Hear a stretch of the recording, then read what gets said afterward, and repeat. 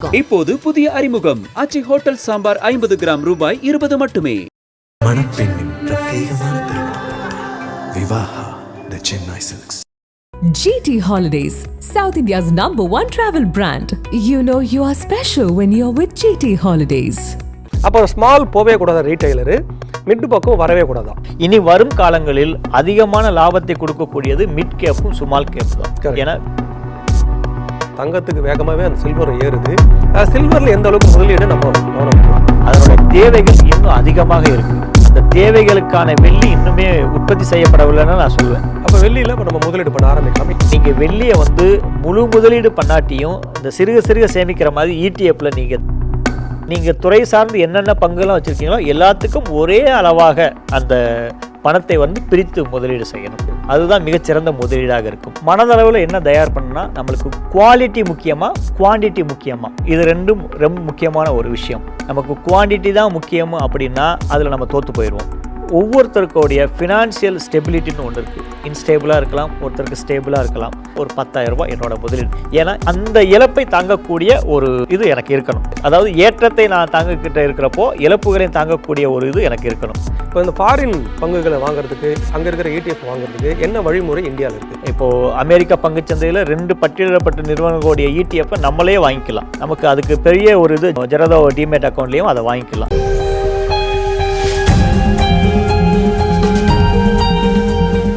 ஒரு பணம் நம்ம சாதாரண ஒரு தங்கத்தில் முதலீடு பண்ணுறதை தவிர்த்து, நிலத்தில் முதலீடு பண்ணுறதை தவிர்த்து, நம்ம இந்த பங்கு சந்தைக்குள்ளே வரத்துக்கே நம்மளோட பணம் பெருமடங்கு ஆகணும் தான். அப்போ பெருமடம் ஆகும்போது அங்கேயே எனக்கு ஒரு தடை வருது. நீ லார்ஜில் மட்டும் இரு, இல்லை இண்டெக்ஸில் மட்டும் இரு. இண்டெக்ஸ் லார்ஜ்ன்றது ஒரு மற்ற 2 செக்டாரை விட ஒரு மீடியமாக ஏறக்கூடிய செக்டார் தான். அப்போ ஸ்மால் போவே கூடாத ரீட்டைலரு மிட் பக்கம் வரவே கூடாதான். இல்லை அப்படி இல்லை, இதெல்லாம் ஒரு தவறான ஒரு இது. என்ன அப்படின்னா அடிப்படை கூறுகள் தான்.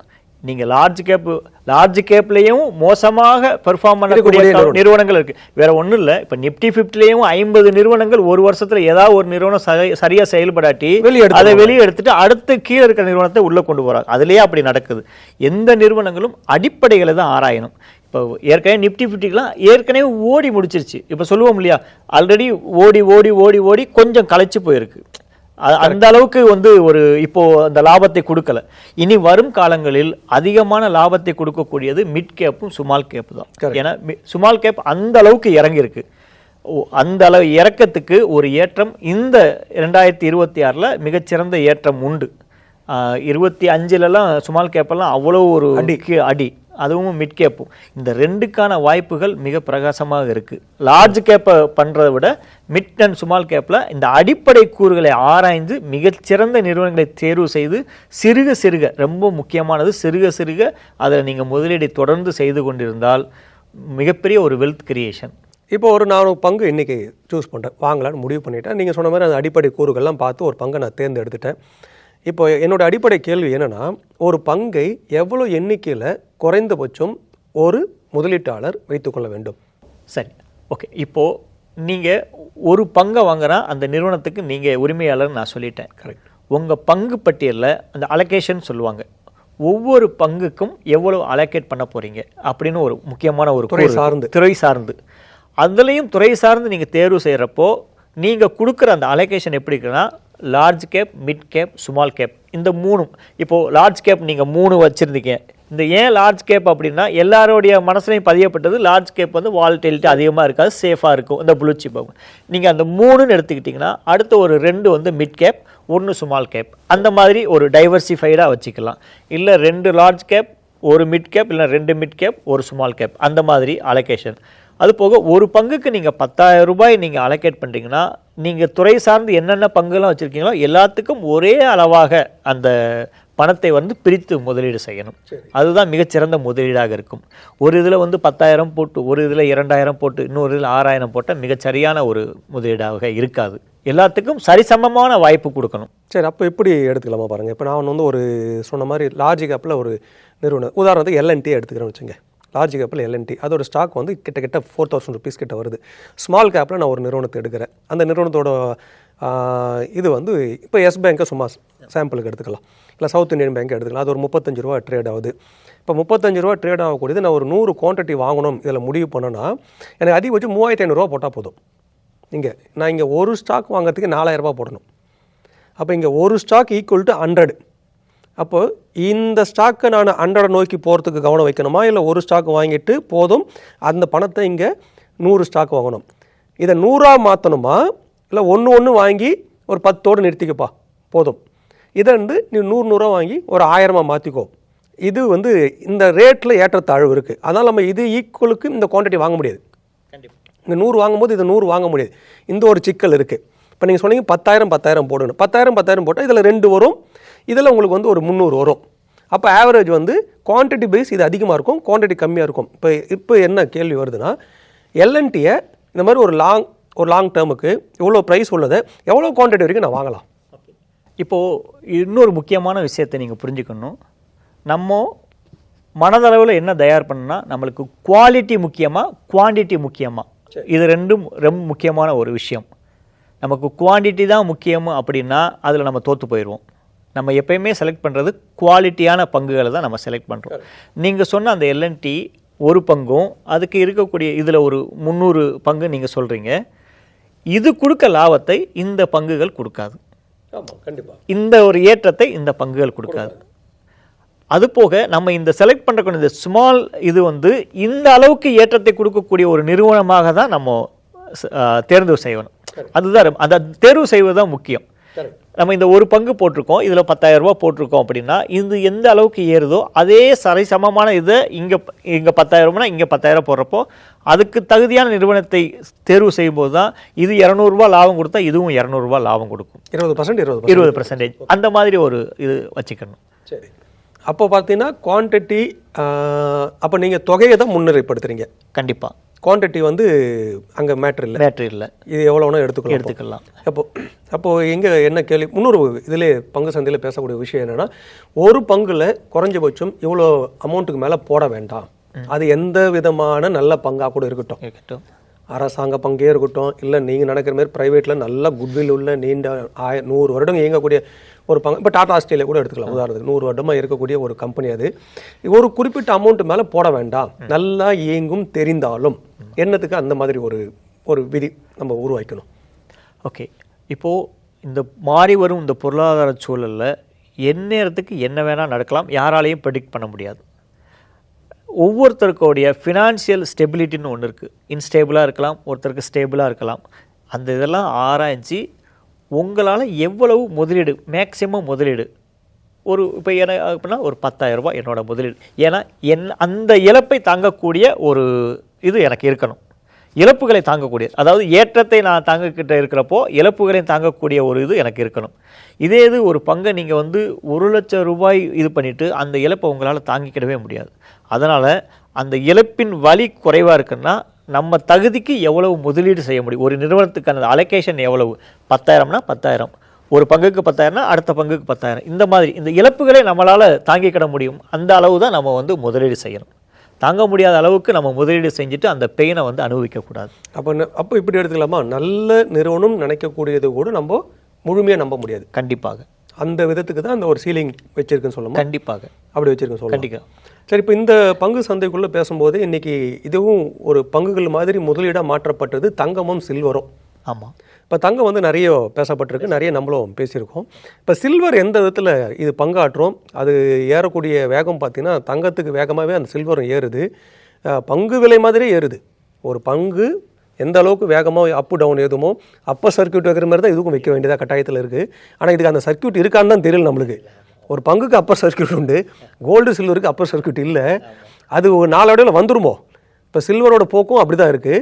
சில்வரில் எந்த அளவுக்கு முதலீடை நம்ம கவனம் வைக்கலாம்? கண்டிப்பாக நீங்கள் தங்கம் சில்வரை தாண்டி இந்த கமாடிட்டி செக்ஷன் ஃபுல்லாக இப்போது எல்லாமே காப்பர் எடுத்துக்கிறாங்க, எல்லாமே ஏற ஆரம்பிச்சிருச்சு. ஏன் அப்படின்னா இந்த மக்கள் தொகைக்கு ஏற்ப இன்னுமே அந்த ஒவ்வொரு இதுலேயும் தன்னிறைவு அடையலை, இன்னுமே தன்னிறைவு அடையலை. இப்போ சில்வர் ஏன் இப்போ இவ்வளவு விலை ஏற்றம் இருக்குது அப்படின்னா, ஒரு பக்கம் சீனா என்ன செய்யுதுன்னா இந்த வெள்ளியெல்லாம் ஏற்கனவே தங்கத்தை சேமித்து வைக்கிற மாதிரி ஒரு பெரிய அளவில் சேமித்து வைக்குது.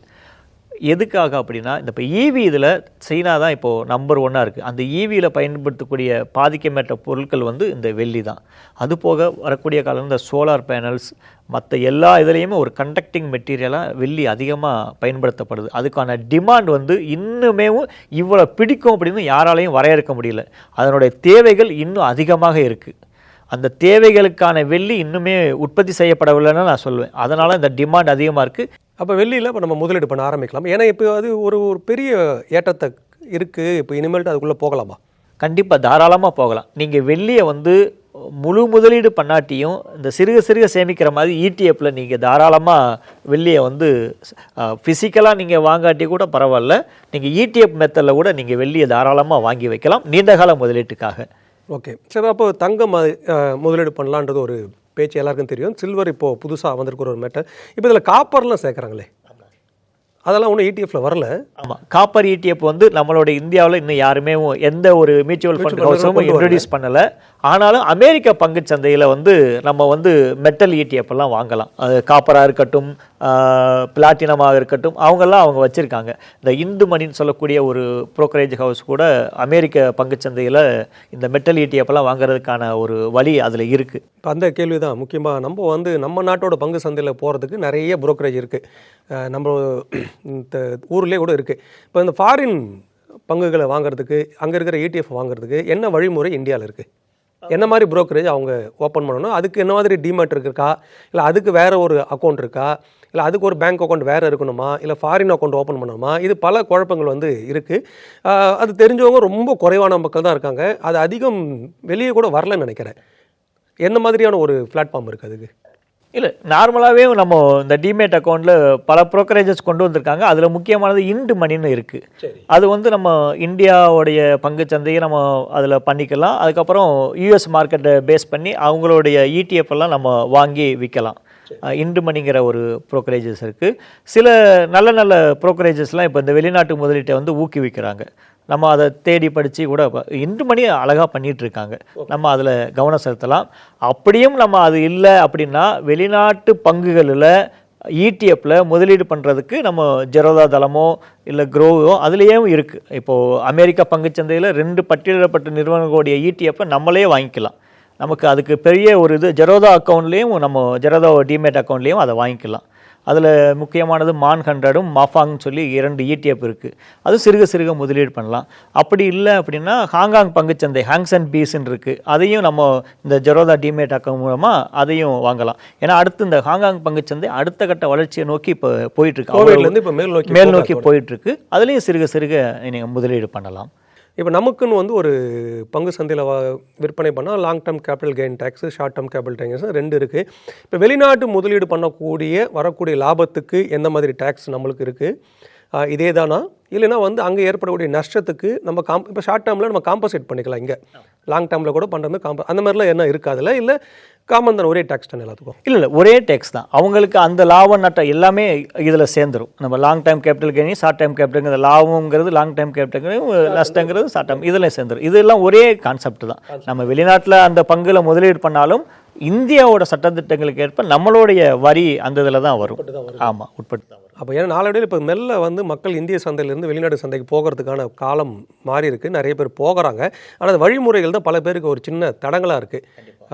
சரியான இன்னும் மற்ற நம்ம இந்தியா சந்தையில் போகிற மாதிரி அதுக்கான ஒரு வழிகாட்டுதல் இருந்தால் கண்டிப்பாக ஒரு பெரும் மாற்றம் அந்த பக்கம் வரும்ன்றோம். ஏன்னா எல்லோரும் ஆப்பிள் யூஸ் பண்ணுறாங்க, எல்லோரும் ஃபேஸ்புக் யூஸ் பண்ணுறாங்க, எல்லோரும் கூகுள் யூஸ் பண்ணுறாங்க. ஆனால் நிறுவனத்தில் யாரும் பங்குதாரர் இல்லை. இந்தியாவில் இருக்கிற 100 கோடி பேரில் பல கோடி பேர் அது 2 எல்லாம் 3 யூஸ் பண்ணுறாங்க. ஆனால் அதில் எந்த பங்கும் யாருக்கும் இல்லை. தெரிந்த நிறுவனம். இப்போ நீங்கள் சொல்லும் போது கூட நம்ம அந்த ஒரு நிறுவனத்தில் இன்வெஸ்ட் பண்ணுறோம்னா அந்த பொருளை எவ்வளோ பேர் பயன்படுத்துகிறாங்க பாருங்கன்னு ஒரு வார்த்தை யூஸ் பண்ணீங்க. இதை நம்ம பார்க்கவே வேணாம், எல்லோரும் பயன்படுத்துகிறோம். ஆனால் அந்த பங்கு யாருக்கட்டும்ல. கண்டிப்பாக நீங்கள் அதை ஒரு குறிப்பிட்ட இண்டு மணி அப்படின்ற ஒரு வார்த்தையை யூஸ் பண்ணி அந்த வழியாக வாங்கலாம்னு சொன்னீங்க. கண்டிப்பாக நிறைய விஷயங்கள், ஒரு பங்கை தேர்ந்தெடுக்கிற முறை, அந்த பங்கில் பார்க்கக்கூடிய கூறுகள், குறிப்பாக பிஇயில் வந்து அதிகமாக இருக்கிறதுக்காக தவிர்க்க வேண்டாம், எதிர்கால பிஇயை பாருங்கள், அது ரொம்ப குறிப்பிட்டு சொன்னது. லார்ஜ் கேப்பே இருந்தாலும் மானிட்டர் பண்ண வேண்டும், ஏன்னா அதுவும் சரியறதுக்கான வாய்ப்புகள் உண்டுன்றது குறிப்பிட்டது. பீஸோட குறிப்பாக இடிஎஃபோட பலனை ரொம்ப விரிவாக சொன்னது. சில்வர், இப்போது காப்பரும் மக்கள் திரும்பக்கூடிய காலம் வந்து இந்தியாவில் வரல, ஆனால் யூஎஸில் இருக்குது, அதை வாங்கலான்னு ஒரு வழிமுறையை சொன்னது நீண்ட ஒரு விளக்கத்தை கொடுத்து மக்களுக்கு பார்க்கக்கூடிய பார்வைகளுக்கு ஒரு நல்ல விழிப்புணர்வை உண்டு பண்ணியிருக்கும். நிலையத்திற்கு வந்து உங்கள் கருத்துக்களை பகிர்ந்து கொண்டதற்கு மிக்க நன்றி சார். மிக்க நன்றி சார்.